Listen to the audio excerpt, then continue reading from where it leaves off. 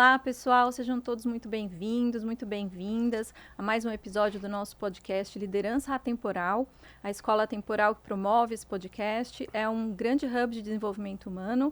O nosso propósito é sempre encorajar escolhas virtuosas a partir do conhecimento, do autoconhecimento, do desenvolvimento das pessoas de dentro para fora, a partir da origem, dos nossos princípios, dos nossos valores. Eu sou a Renata Solero, sou sócia da escola e hoje eu tenho o grande prazer de estar aqui com o Júlio Segala, o vice-presidente do Kumon para a América do Sul, que fez aí o esforço de estar encontrando um tempo na agenda apertada dele em São Paulo para acomodar o nosso podcast. Júlio, seja muito bem-vindo e muito obrigada pelo seu tempo, pela sua presença. Obrigado, Renata, e obrigado à Escola Temporal pela oportunidade.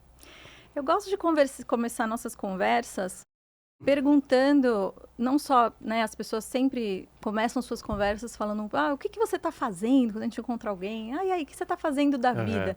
E ao invés de perguntar o que você faz, a gente vai explorar amplamente aqui o que você faz, eu prefiro começar perguntando o que você gosta de fazer, né? Uma pista que eu tenho aí já das redes sociais é o churrasco.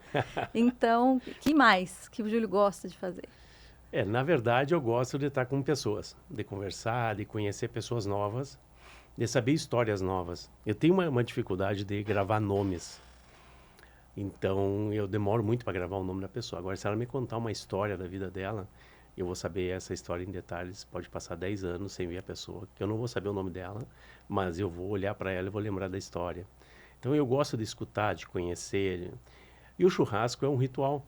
Né? E esse ritual onde junta pessoas. Por isso que talvez eu goste tanto de fazer churrasco. Eu até gosto mais de fazer do que de comer. Ah, né? que legal. Então, juntar pessoas, conversar, conhecer pessoas novas, saber a história da pessoa, isso para mim me fascina. E eu gosto muito disso, né? E talvez por isso que eu gosto tanto de trabalhar no que eu faço, porque na verdade o meu trabalho tem muito a ver com relacionamento com pessoas. Então isso me dá prazer. Então quando a gente trabalha com algo que dá prazer, é muito gostoso, né? Muito mais tranquilo. Sim, com certeza. Eu vou recapitular aqui da nossa conversa antes da gente começar a nossa gravação, que a gente estava falando da história do churrasco e você citou uma questão cultural até, né? E eu vou entrar um pouco mais em cultura japonesa mais para frente, mas conta para nós essa questão do churrasco no Kumon e a relação. Sim. Bom, eu trabalho no Kumon já há 30 anos. Né? Desde 96, eu vinha seguido a São Paulo para reuniões. E na sede da empresa, aqui em São Paulo, uma sede própria ali na Tomás Carvalhal, tem um terraço. E nesse terraço tem uma churrasqueira muito boa. E aí começou a história de, quem sabe a gente faz um churrasco no final da reunião para a gente confraternizar, né? Aí, como eu era o único gaúcho na turma, tu faz o churrasco? Não, eu faço, sem problema nenhum. E ali começou, né? Só que isso aí virou uma cultura dentro da empresa que toda vez que a gente quer comemorar um bom resultado, principalmente com a equipe de vendas, que é a equipe da linha de frente que a gente chama, o pessoal que são os consultores de campo que atende as franquias, o pessoal que faz a parte da expansão, abre novas franquias no Kumon, quando a gente tem bons resultados e quer comemorar, então a gente faz o churrasco. E o churrasco sou eu que asso. Né? Eu asso, eu sirvo e faço questão de fazer isso como um símbolo de gratitude, de agradecimento às pessoas pelo esforço que elas tiveram durante aquele período para conseguir o bom resultado. Então é uma forma de eu retribuir para eles todo o esforço. Então virou uma tradição, tem uma cultura esse churrasco. Esse churrasco também chegou no Japão, essa história do churrasco. Né? Aí, às vezes, quando eu estou no Japão, na sede da empresa, alguns japoneses me olham e dizem, do churrasco, né? Aí eu fico até preocupado, será que eles pensam que eu só faço churrasco? Eu trabalho em outras coisas também, né? E já fiz churrasco para os presidentes mundiais do Kumon que vêm para cá, e os japoneses que estão aqui querem mostrar esse ambiente de confraternização, toda essa cultura dentro da empresa. Então, eu acabei já fazendo vários churrascos para muitas pessoas que chegam expatriadas, a gente faz um churrasco de recepção, quando vão embora a gente faz um churrasco de despedida, e assim vai. Então, o churrasco virou uma tradição dentro do Kumon, na sede do Kumon, e é muito bom o local, né, para fazer, então é muito tranquilo, a gente já consegue, às vezes, juntar 80 pessoas. Olha que legal. E é legal você fazer e servir, né? Você como líder na posição de servir. Exatamente, né? Às vezes o pessoal diz, não, mas a gente contrata um churrasqueiro, Aí outros dizem assim, não, nem fala isso pro Júlio, porque ele vai querer fazer, porque isso é um símbolo de agradecimento. Né? Então, contratar um churrasqueiro é fácil, é só pagar. Né? Mas isso tem muito mais do que servir algo para a pessoa comer, entendeu? Tem muita coisa por trás, então essa é a tradição. Muito legal. Esse simbolismo, a cultura japonesa é cheia de simbolismos, né? Acho que isso a gente herda da cultura japonesa. Muito bacana. E resgata um pouco assim do teu caminho também, né? Dessa coisa de estar a serviço. Você começou lá no Kumon como consultor de campo. Consultor de campo. E faz 28 anos, mais de 28 anos que você está como líder já lá dentro. Sim. Foi aproveitando as oportunidades, encontrando e fazendo bom uso dessas oportunidades, né? Como foi essa trajetória de consultor de campo a vice-presidente da América do Sul dentro da empresa? Eu comecei numa filial que a empresa tinha na cidade de Porto Alegre, onde eu morava, onde eu moro até hoje, na verdade. Eu entrei na empresa através dessa filial como consultor de campo, que é aquele que presta suporte para as franquias e também abria novas franquias. A gente não tinha equipe de expansão, na época a empresa era bem pequena, tinha bem menos alunos e unidades que nós temos hoje. Então era uma empresa bem menor. E eu trabalhei durante 1 ano e meio como consultor de campo, né? E eu peguei uma fase de 95 para 96, o Kumon expandiu muito no Brasil. E abriu várias filiais para levar os colaboradores, consultores de campo, para mais perto dos franqueados. Então, ali abriram oportunidades muito grandes de novos postos de liderança. E aí, sabe como é? A gente está no lugar certo na hora certa, né? E aí eu tive essa oportunidade, 1 ano e meio depois. Isso não é muito comum como consultor de campo, geralmente a gente fica mais tempo como consultor de campo, mas 1 ano e meio depois eu assumi a liderança, né? Não foi fácil. A liderança, ela é um trabalho solitário, né? Porque é difícil, às vezes tu não sabe o que tu vai fazer para resolver uma situação que aparece e tu não tem muito para quem perguntar, quem consultar, com quem trocar, né? Então, muitas vezes quando uma pessoa nova assumia a liderança, a gente dizia bem-vindo à solidão, né? Que tem esse lado mais solitário, porque é diferente de tu estar na equipe de consultor de campo, onde tu troca com as pessoas, tudo. Mas aí sim a gente vai buscando, né? Faz amizades, liga para o outro líder, e aí o que tu fez quando aconteceu isso contigo? Aí a gente vai aprendendo, vai indo, vai fazendo cursos, vai lendo livros, e a gente vai se formando, né? Eu acredito muito na autoformação. O Kumon desenvolve autodidatismo, então a gente acredita muito na autoformação da pessoa. Ela buscar o conhecimento por conta própria, né? E isso foi uma coisa que eu trabalhei muito por iniciativa própria. Eu fui atrás de conhecimento para poder aprimorar minha liderança, aprimorar meu trabalho, conhecer mais. Eu não conhecia muito sobre franquia, né? E aí eu fui atrás também, depois de um tempo, eu fui atrás de mais conhecimento sobre franchising. Aí comecei a frequentar a Associação Brasileira de Franchising, fiz vários cursos que são oferecidos até hoje aí pelas empresas de consultoria em franchise. E com isso eu consegui me especializar mais em franchising, né? Então, já tenho praticamente uns 15 anos que eu participo ativamente de comissões da ABF e com o intuito de tentar contribuir para que o franchising no Brasil se fortaleça, justo porque o Kumon expande com franquias. Então, se o franchise estiver forte no Brasil, vai trazer bons benefícios também para o Kumon. Interessante que você começou se formando ali na ABF, né, nos cursos de formação em franchising, e terminou como instrutor dos cursos. Também, exato. Foi um caminho bem completo, né? E por falar em autoformação, você é graduado em Engenharia Elétrica, em Matemática e Física, mestre em Engenharia Eletrônica de Potência, pós-graduado em Gestão de Negócio. Quer dizer, esse processo de autodesenvolvimento não foi uma coisa que aconteceu ali no momento da liderança, né? Não, quando eu entrei no Kumon, eu já tinha me formado em Matemática e Física, licenciatura. 2 anos depois me formei em Elétrica, Engenharia Elétrica, que eu fazia junto com Matemática e Física. Aí fiz o mestrado em Eletrônica de Potência na Federal de Santa Catarina. E quando eu entrei no Kumon, já tinha essa formação de forma acadêmica, né? Aí depois, durante esse período, que eu fui buscar fazer cursos na área de franchising, fazer a pós-graduação em gestão de negócios, porque um engenheiro estava trabalhando mais na parte administrativa, então eu precisava de mais conhecimento. Então foi aí que eu tive a iniciativa de buscar esses conhecimentos no mundo acadêmico, né? Então hoje, por exemplo, eu sou instrutor da BF, dos cursos de capacitação da BF, sou professor da FIA também, na parte de MBA em Franchising. Então esse conhecimento que foi adquirido agora eu estou tentando passar adiante, né, para que as novas gerações consigam progredir e fazer um trabalho melhor do que o meu na área de franchising, né? Muito legal. E aí esse desenvolvimento de liderança, ele acabou seguindo 2 caminhos paralelos, eu entendo, né, Júlio? Porque você tem a franqueadora e Uhum. toda a equipe interna que precisa ser orientada, que precisa ser Sim, liderada, motivada, cuidada, e você tem essa liderança indireta da rede, né, e do trabalho em exato. rede.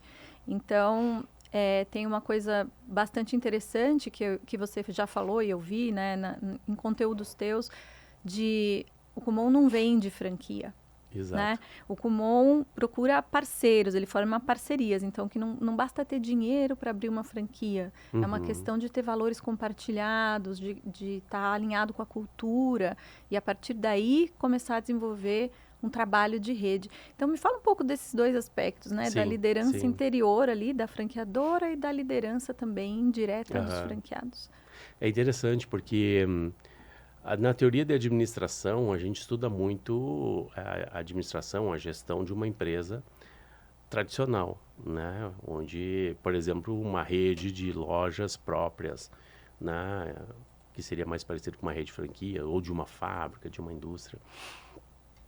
Só que numa empresa que expande com franchising, tem uma particularidade que os bancos escolares, pelo que eu conheço, não trabalham, que é essa questão eu tenho a empresa franqueadora, que é uma empresa tradicional, mas vinculado a ela eu tenho uma rede de outras empresas, que são as empresas franqueadas, cujo cada empresa franqueada tem um franqueado, que é Uhum, o dono daquela empresa. E a relação entre a empresa franqueadora e a empresa franqueada não é uma relação hierárquica, né? Aquela pessoa que está lá na empresa franqueada não é o gerente que está vinculado hierarquicamente com a franqueadora. Ele não é isso, ele é um empresário independente, mas ele tem um vínculo e esse vínculo ele não é concreto, né? Daria para imaginar que fosse uma ligação como um gel, né? E esse gel ele é formado de confiança, de relacionamento. Se esse relacionamento e essa confiança começa a diminuir, esse gel começa a ficar menos denso e essa relação começa a ficar mais solta, mais frouxa. Se gerar um vácuo, que acabou o gel nisso, eu lembro de um congresso que eu fui da Federação Americana de Franchising, a IFA, onde um consultor australiano bem famoso na área de franchise, ele disse que se tiver um vácuo, alguém vai ocupar esse vácuo. E esse alguém vai ocupar de uma forma que não é a forma que a franqueadora gostaria. Então ele diz assim, não deixem essa relação criar um vácuo. Digamos que esse que eu estou chamando de gel ficar tão fraco, porque alguém vai lá e vai ocupar aquele espaço. E vai ocupar de uma forma que a franqueadora não vai gostar. Então a gente precisa estar sempre se relacionando. E isso, na verdade, esse relacionamento, essa ligação através de um relacionamento de confiança é uma liderança. sim. A liderança nada mais é do que um relacionamento de confiança, uma relação de confiança que tu tem com um grupo e por essa confiança esse grupo te segue, tu vira um líder desse grupo. Então tu precisa ter uma liderança perante toda a rede, que é a ligação, né? E eu acho que essa liderança, ela tem que ser feita através do sentimento de agradecimento a todo o esforço que cada um dos franqueados faz para levar adiante o negócio, né? Por exemplo, o Kumon. O método Kumon foi criado pelo professor Kumon, professor Toru Kumon, no Japão, em 1954. Ele começou as primeiras ideias do método para ajudar o filho dele. Ele queria fazer um método que o filho dele tivesse visse os conteúdos do ensino médio ainda no ensino fundamental, para que ele adquirisse uma alta habilidade acadêmica básica e de forma autônoma, e aí ele conseguiria ter uma vida no ensino médio e no ensino superior muito mais tranquila. Então o professor Kumon começou a criar em 54. o resultado do filho chamou a atenção de outras crianças pediram, e aí o professor Kumon criou a primeira unidade, a primeira classe do Kumon. Quem atendia era a esposa dele. E ele passava o material para a esposa e a esposa aplicava o material nas crianças. Né? Só que isso aí começou a crescer e mais gente queria. E aí o professor Kumon, então, disse, vou ter que abrir uma empresa. E essa empresa que ele abriu tem como objetivo, que é a mesma até hoje, o mesmo objetivo, levar o método Kumon para mais e mais crianças. Então, esse é a nossa missão deixada. E cada um dos franqueados que atua na rede, cada um dos colaboradores que atuam na franqueadora, ele tem essa missão de levar o Kumon para mais e mais crianças. E ele se esforça muito. Não é fácil ser um franqueado, não é fácil ser um orientador do Kumon. Dá muito trabalho. Um trabalho que envolve muito a pessoa, envolve a emoção da pessoa. Então, eu tenho muita gratidão por esses franqueados. A maioria deles são mulheres, são 95%, 96% são mulheres. E se esforçam dia e noite para conduzir e desenvolver os alunos nas suas unidades. Então, eu acho que esse sentimento de gratidão ajuda muito nesse relacionamento, né? Nessa liderança de toda a rede, e não somente dos colaboradores. Né? Então, é um trabalho que eu gosto muito de fazer, justamente porque tem essa parte de relacionamento. E essa coisa do trabalho em rede, né, Júlio? A gente na escola temporal, a gente acredita muito que a construção do legado, aquilo que fica de valioso, que a gente pode deixar de valioso, é justamente o bem comum, né? Vem a partir daí. Então, a gente passa por crenças e valores, a gente passa por decisões virtuosas, por hábitos coerentes, por formar relações saudáveis com as pessoas. E a partir disso, a gente construi essa cultura de bem comum do trabalho em rede, né? O que eu entendo, assim, existe uma clareza para você da sua posição ali dentro da rede, né, da tua responsabilidade até de levar essa cultura, de levar essa gratidão para toda a rede. Sim. E existe também um outro aspecto do teu trabalho que eu acho muito interessante, que é aquela questão da energia, né, das novas franqueadas frente ao conhecimento, à sabedoria já dos franqueados mais antigos, né? E como fazer com que eles se entendam como rede e aproveitem a fortaleza um do outro ali para prosperar. Conta um pouco para nós sobre essa teoria. Isso é um trabalho bem interessante, porque é muito fácil um franqueado achar que o outro franqueado da mesma rede é um concorrente. E, na verdade, ele não é. Né? E é muito fácil também um franqueado que está tendo bons resultados imaginar que ele pode ter várias ideias, implementar coisas novas, porque ele está nesse auge. E, na verdade, ele não trabalha sozinho. Né? Quando tu entra numa franquia, tu entra numa rede, onde tem o franqueador e vários outros franqueados. No caso do Kumon, eu estou falando de 1.560, mais ou menos esse mês, a gente fechou 1.560 franquias só no Brasil.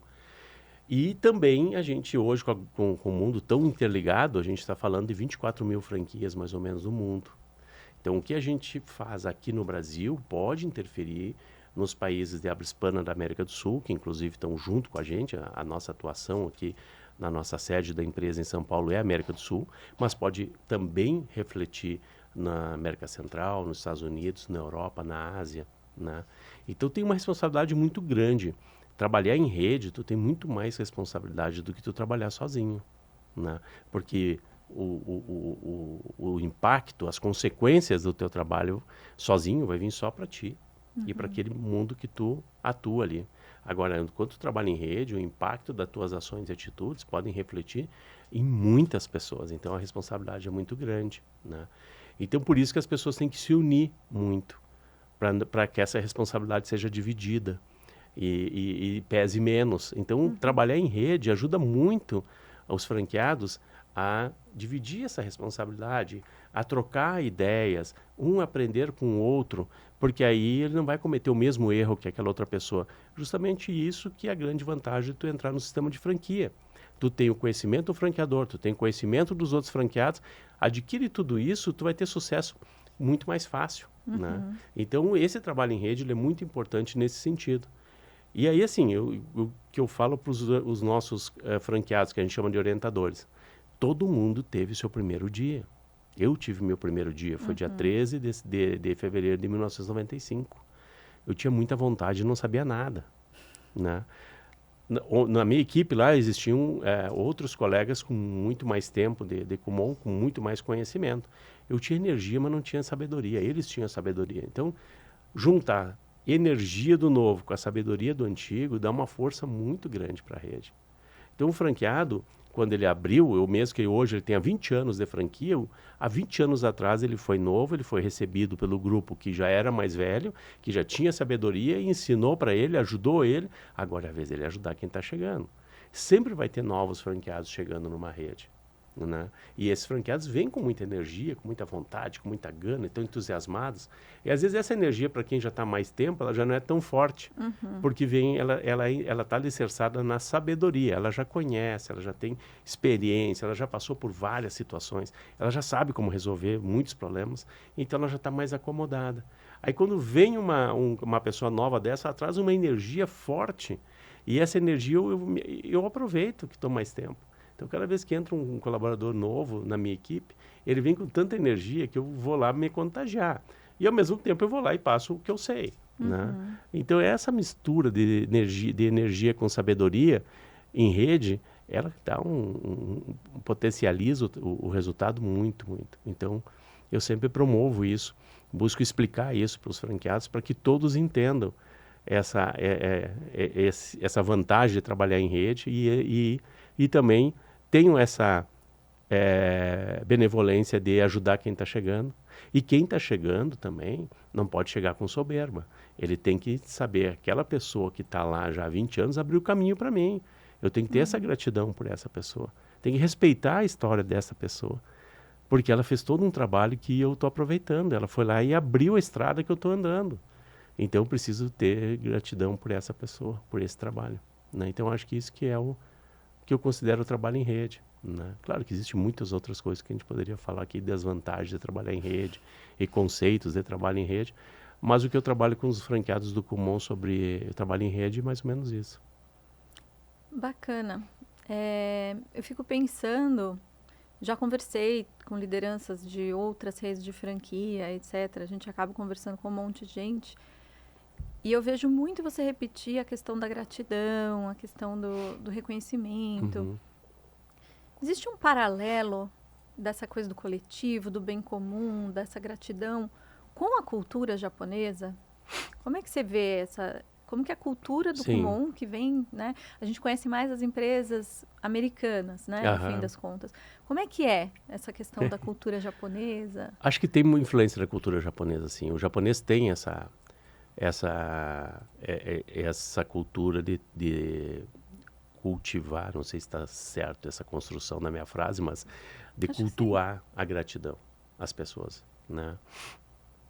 Eu acho que a pessoa que tem sentimento de gratidão, ela é mais feliz, né? Porque ela está ali, assim, grata por aquilo que a vida está entregando, grata por aquilo que ela está recebendo, grata pela vida que ela está tendo.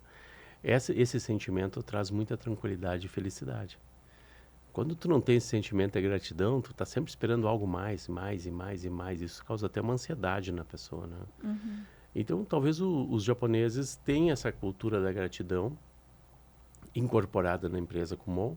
Pelo tempo que eu estou no Kumon e pela convivência, os meus líderes há muitos anos são japoneses, expatriados, né? Já passaram vários, ficam 3, 4 anos, voltam para o Japão, vêm outros.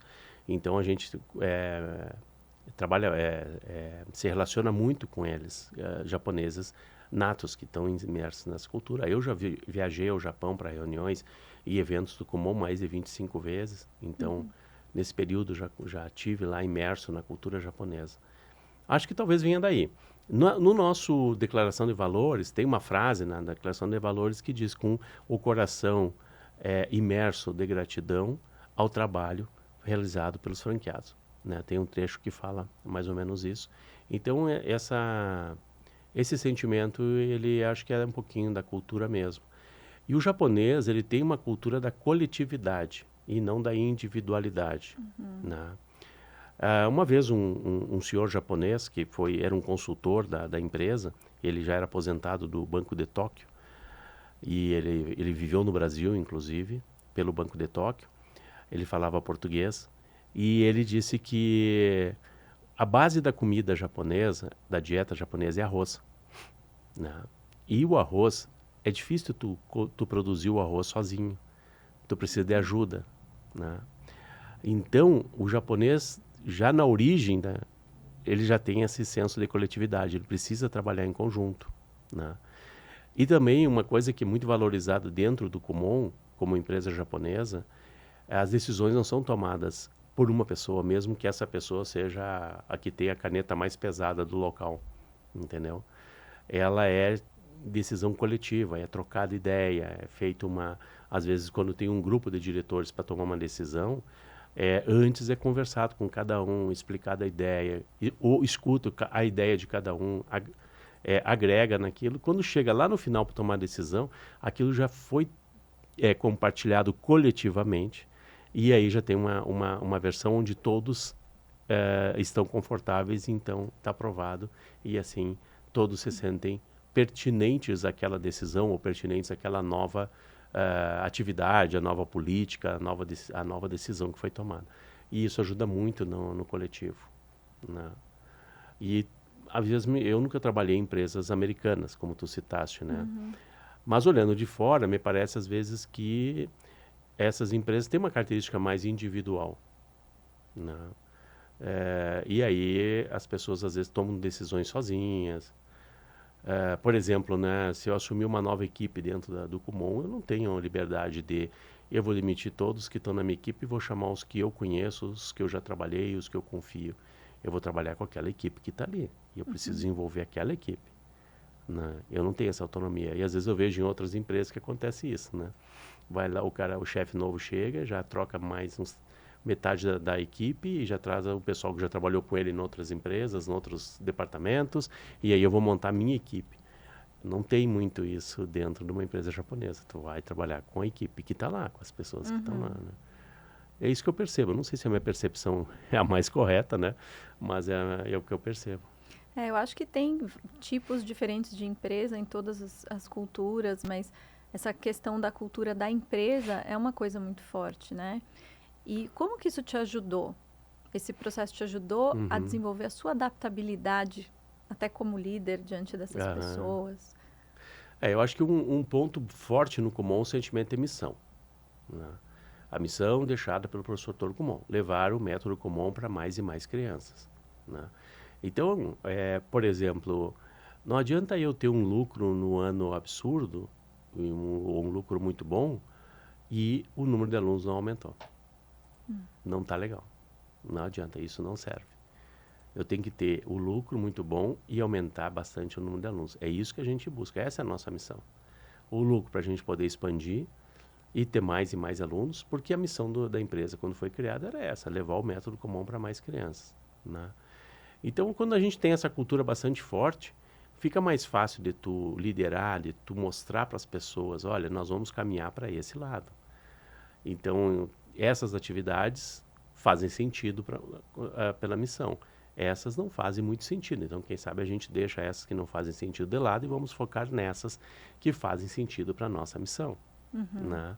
Então, com isso, eu acho que fica mais fácil eu sempre me alicercei nisso, né?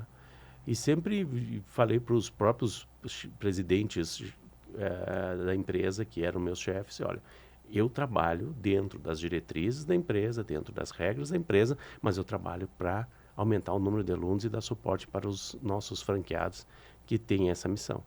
Eu trabalho para eles, né?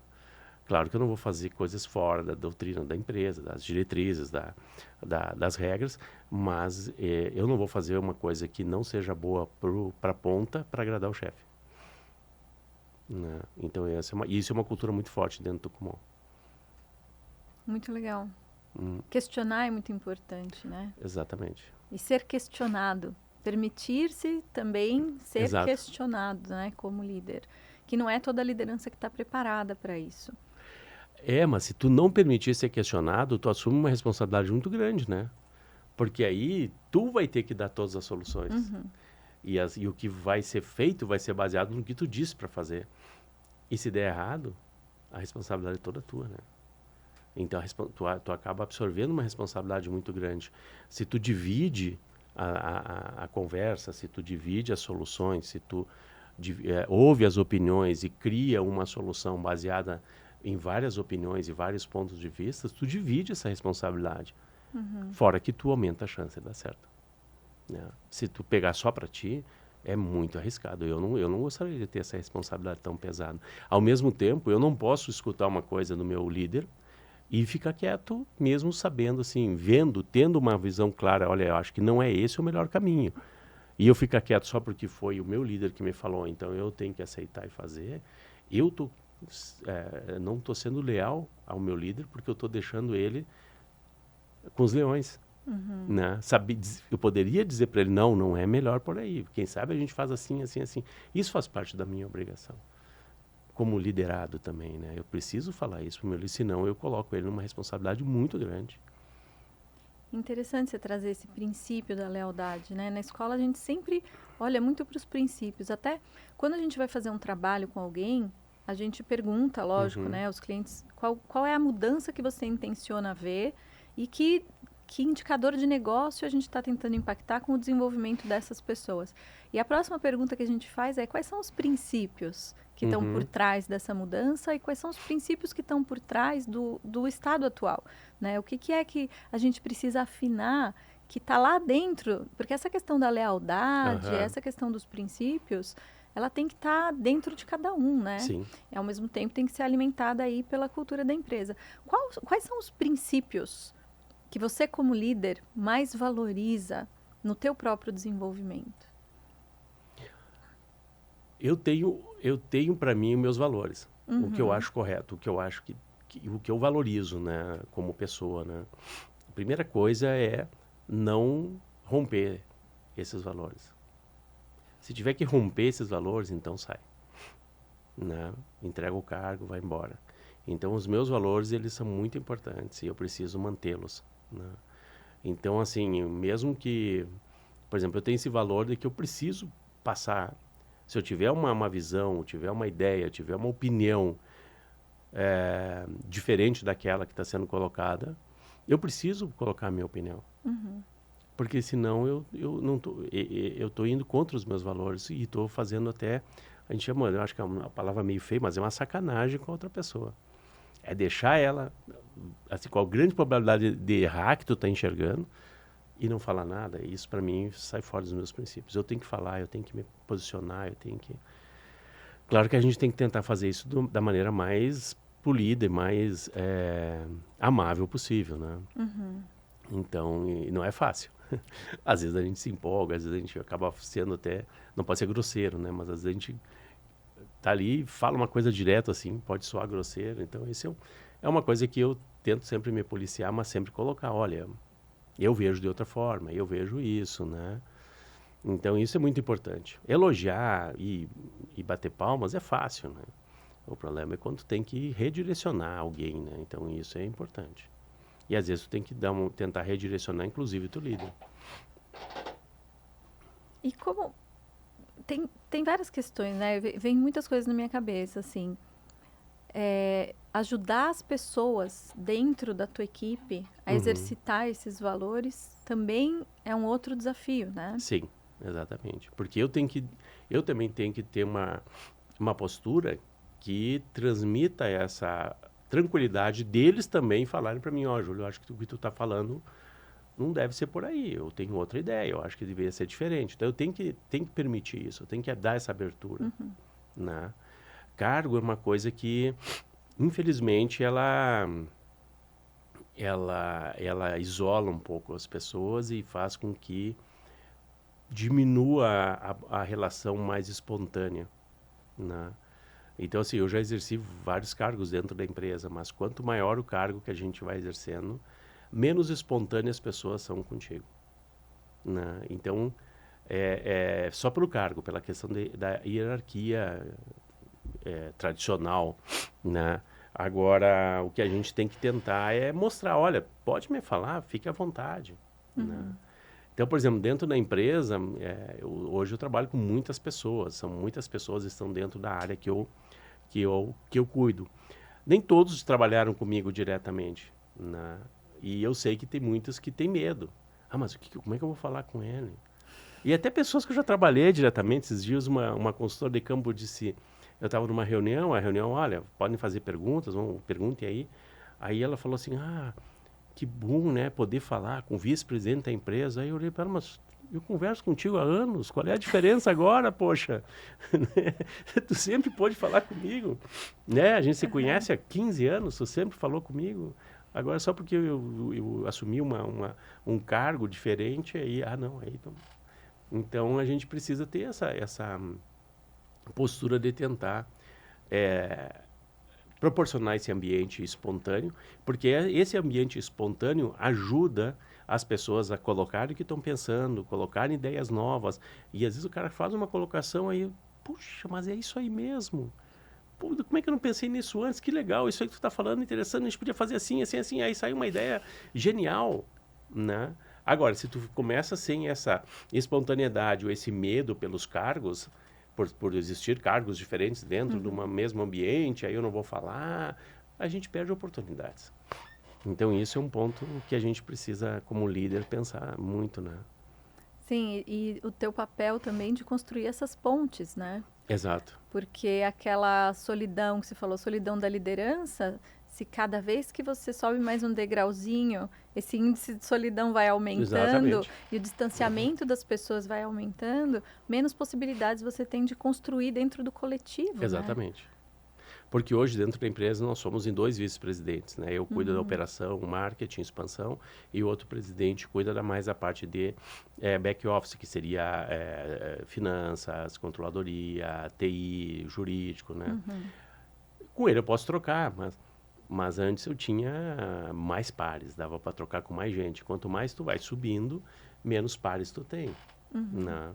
Quando chegar um dia, talvez, a presidente da empresa, se chegar, eu vou ter pares só fora da região. Da região. Interessante, você falou que a parte de tecnologia está com outro vice-presidente, mas esse é um ponto que você tem trazido bastante, né, no seu posicionamento, a questão, a necessidade da inovação tecnológica, a possibilidade da tecnologia ajudar o ser humano a explorar amplamente as suas potências, né, Exato. e os seus... mas não é tua responsabilidade ao mesmo tempo, né? Então, me conta aí dessa sua visão, né, do envolvimento da tecnologia e como que você trabalha isso ali dentro do Kumon, mesmo não sendo... Tem aquela história, né? Não é minha responsabilidade, mas é problema meu. Então... Não, na verdade, a responsabilidade é de todos, né? A gente tem agora no Kumon uma parte nova, uma tecnologia nova que a gente implementou. E essa tecnologia permite que a gente consiga levar o Kumon para mais e mais crianças. Então, essa tecnologia, na nossa visão, além de permitir que levar mais e mais crianças, ainda permite que a gente execute a metodologia mais parecido de quando o professor Kumon criou a metodologia. Que, como era para poucos alunos, ele conseguia fazer uma coisa que com muitos era difícil. E agora, com essa tecnologia, a gente consegue. Então, a gente tem essa visão de que a gente vai conseguir desenvolver mais cada aluno usando essa tecnologia que está entrando. Né? E ainda por cima, consegue levar o método Kumon, através dessa tecnologia, para mais crianças ainda. Então, isso para mim é para isso que eu trabalho. Essa é a minha missão, essa é o objetivo de eu estar aqui. Então, por isso que eu sou um grande entusiasta dessa tecnologia e, na verdade, dentro da empresa é responsável de todo mundo. Embora talvez o TI seja aquele grupo que consegue, então, dar maior alicerce ou dar maior suporte à tecnologia, mas o uso da tecnologia é de toda a empresa. Né? Então, e eu sou um cara que às vezes incomodo lá dentro, que eu cutuco. Precisam fazer isso, precisam buscar isso, precisam fazer aquele outro, né? Fico cutucando o pessoal. Né? Eu tenho uma inquietude, talvez, pela formação de engenheiro. O engenheiro é uma pessoa inquieta, né? Tu quer ver o engenheiro ficar maluquinho, tu colocar ele no lugar onde tem coisa estragada, que tem coisa quebrada. Né? Ele vai querer ir lá mexer para arrumar. Não tem como. Então, quando ele vê alguma coisa que ele pode interferir, ele quer interferir. Então, eu acho que eu tenho um pouquinho essa veia de engenheiro. Eu identifico claramente isso, né? Meu marido é engenheiro e eu falo para ele, engenheiro não é uma profissão, é um modo de vida. É, pior que É é. uma forma de ver o mundo, que é bem interessante. É, É uma lente, né? E quando eu penso em lentes, é interessante pensar também. Você falou bastante de valores, agora a gente está falando de tecnologia, muito forte essa missão do Kumon. E eu sou uma mãe Kumon, né? Já te falei aham, isso. E para mim é muito interessante que o desenvolvimento que o método traz, ele não está focado na aquisição de conhecimento, não está focado em conteúdo, né? Mas em formação de coisas muito importantes ali na exatamente. criança. A gente fala de valores, a gente fala de habilidades, né? De autorregulação, de disciplina, de organização, uma série de coisas. Como é que você relaciona essa questão, né, desses valores, dessas habilidades, de tudo isso que o Kumon trabalha, esse método de estudo que está muito além da formação do português, da matemática, do inglês, com a formação de lideranças ou com a capacidade de liderança? Interessante. É profundo. Para responder isso, talvez eu vou começar com uma visão do professor Kumon, Tá. né? O professor Kumon dizia que quem tem reserva de capacidade se torna uma pessoa mais benevolente. Por que isso?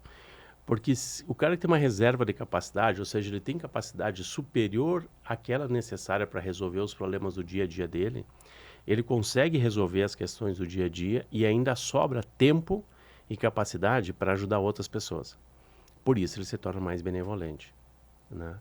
Então, se eu conseguir aumentar a capacidade das pessoas, e o professor como dizia que a capacidade de uma sociedade nada mais é do que a soma da capacidade de cada um dos seus cidadãos. Se eu aumentar a capacidade de cada cidadão, eu aumento a capacidade da sociedade. E quando eu tiver isso, eu vou ter mais paz, né?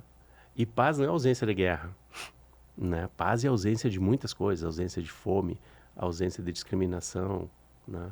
Isso, as pessoas que têm alta capacidade tendem a contribuir mais para essas ausências, né? Então o professor Kumon tinha muito essa crença de que poderia ajudar a sociedade.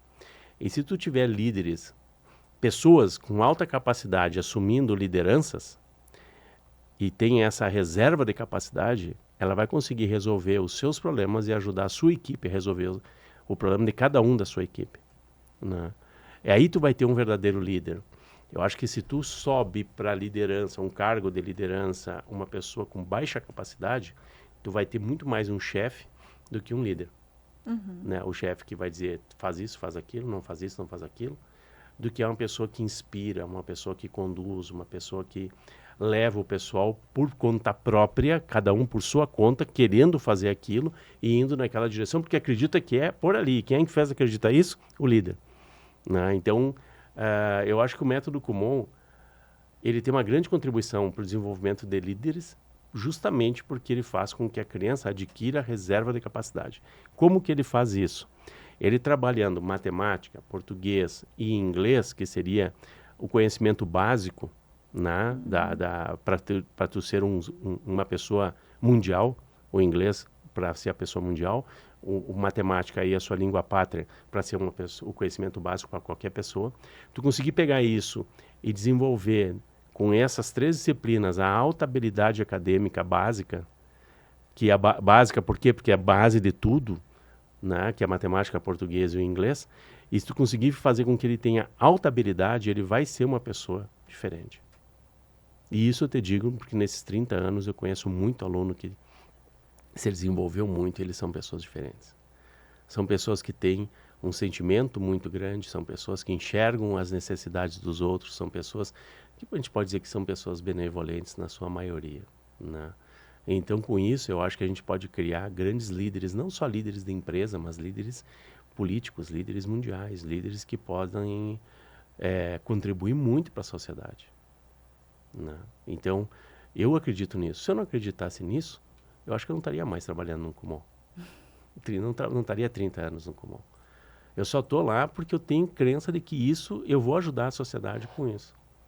Porque o Kumon pode ajudar a sociedade. Senão eu não estaria mais, talvez, trabalhando 30 anos no mesmo lugar. É bastante tempo. É bastante tempo. É uma vida, né?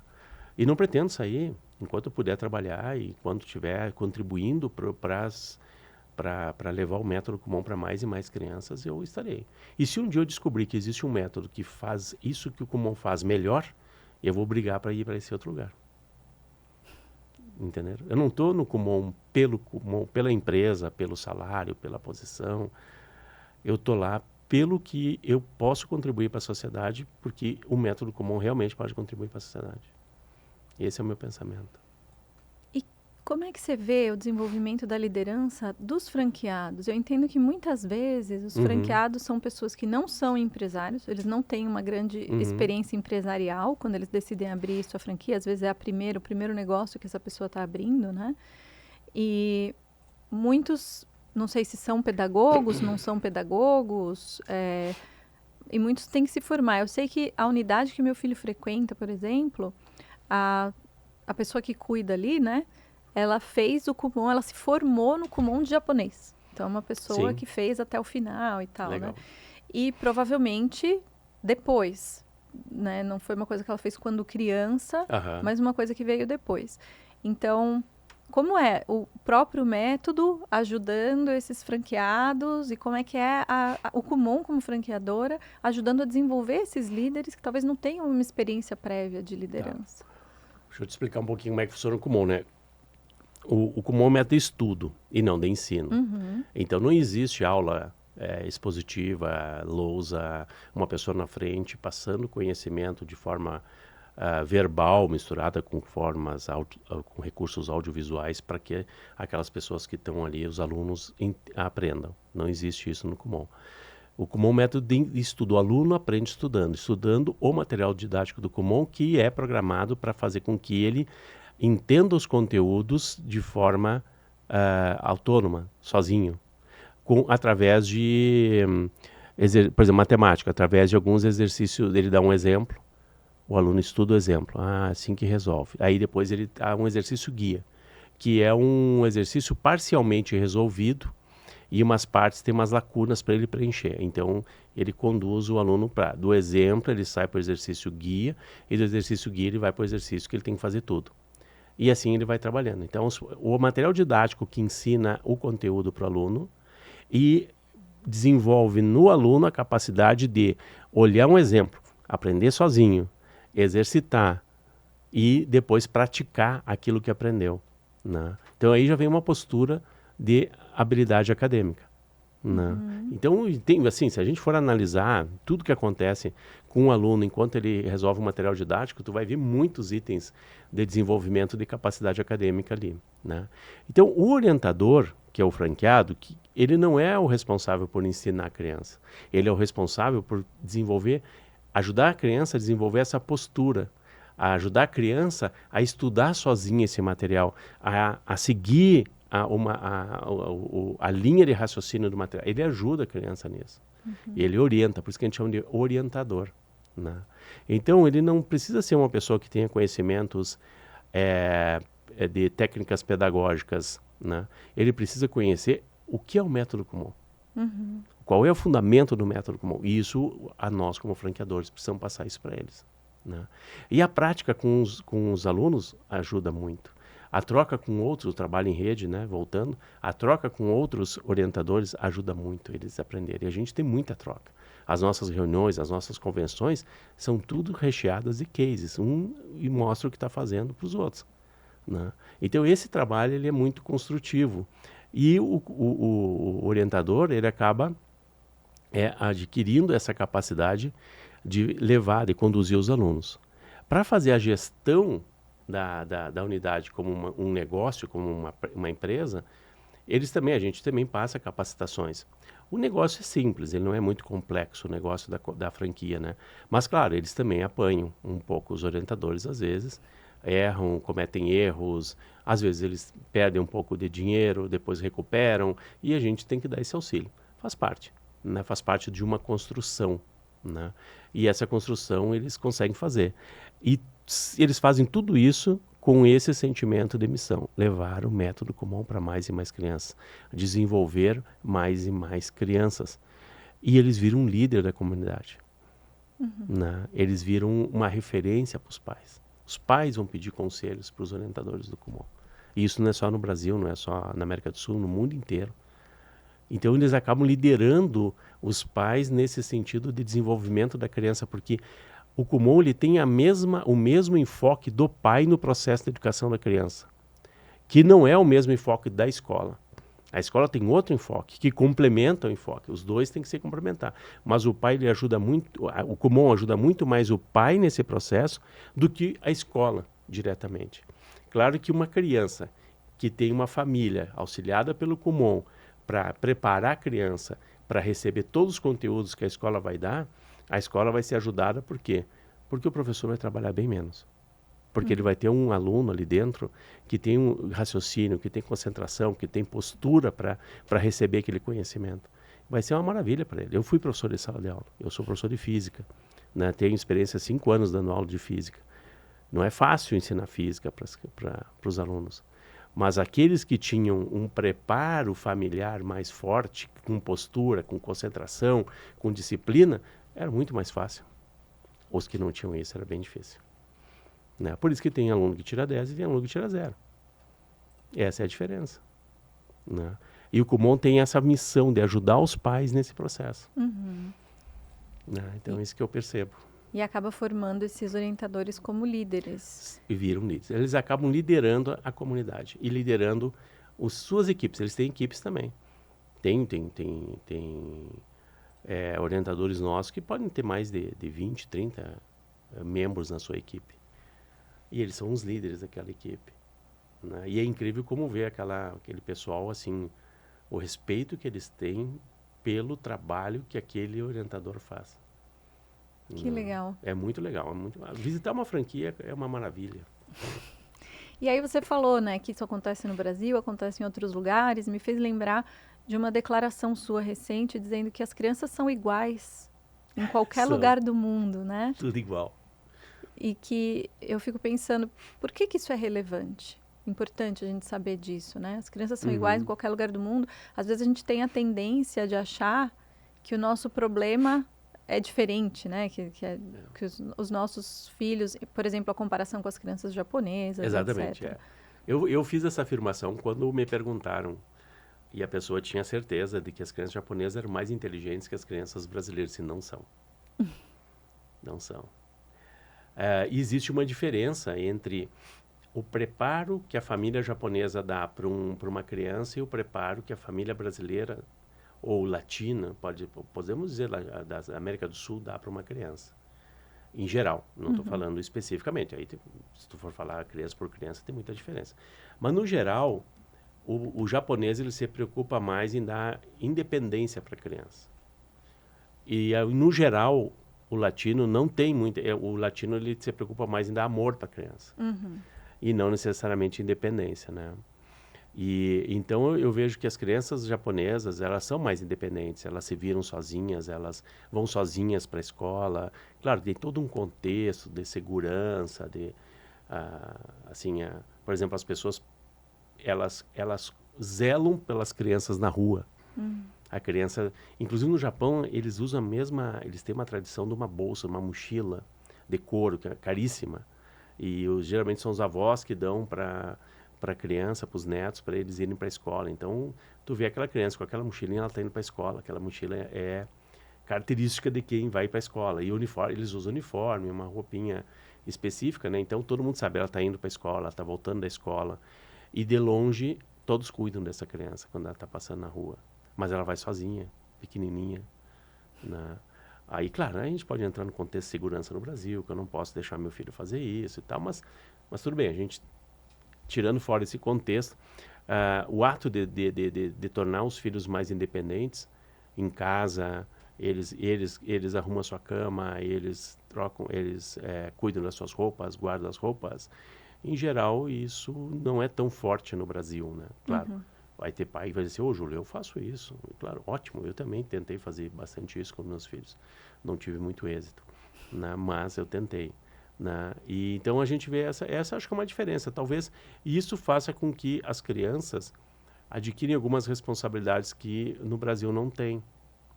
Mas aí não é que elas são mais inteligentes, menos inteligentes. Não.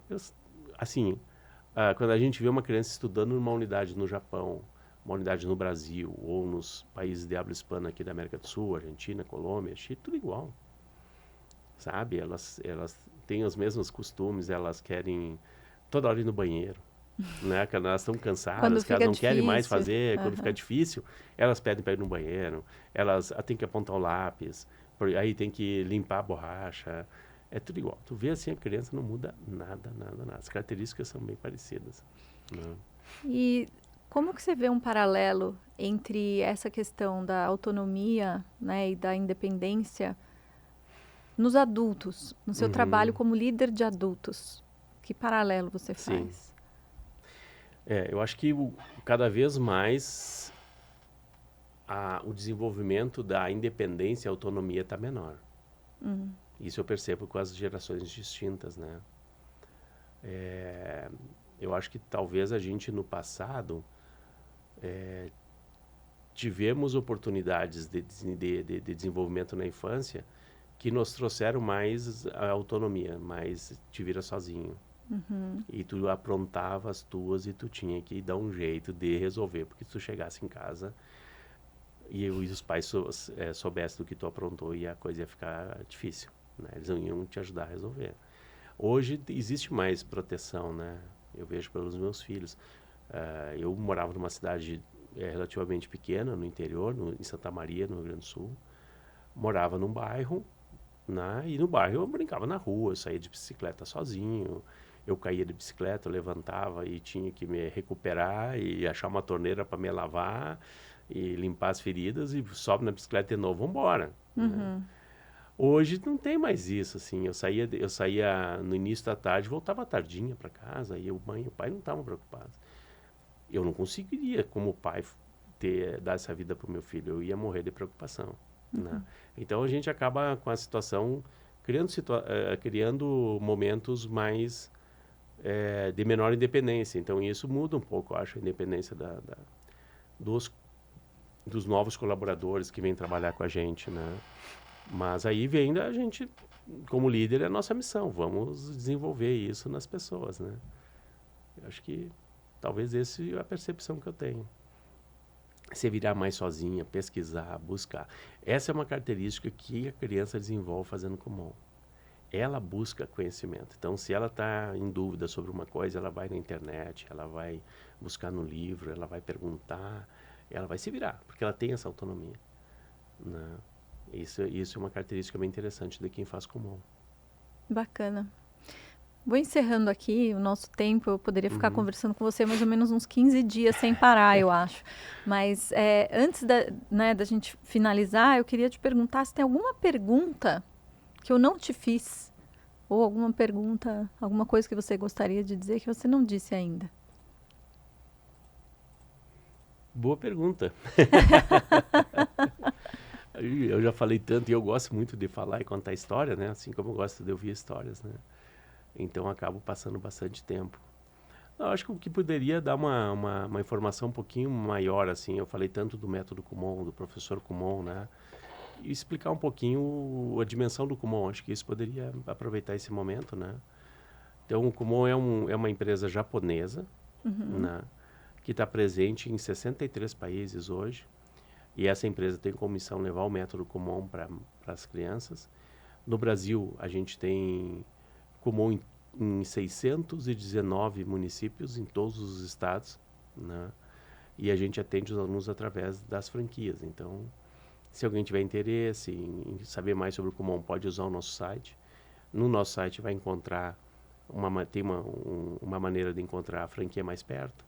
Aí pode agendar uma conversa com a franqueada. Ela vai explicar sobre o Kumon, vai fazer um diagnóstico da criança, né, Uhum. gratuito. Então leva o filho, ele faz esse diagnóstico. E ela vai explicar então como que ela poderia ajudar a criança, esse filho, a se desenvolver, né? Então acho que isso é um padrão que a gente tem no mundo inteiro, funcionando da mesma maneira, em todos os países, né? E, o Kumon está se tornando uma referência mundial em educação.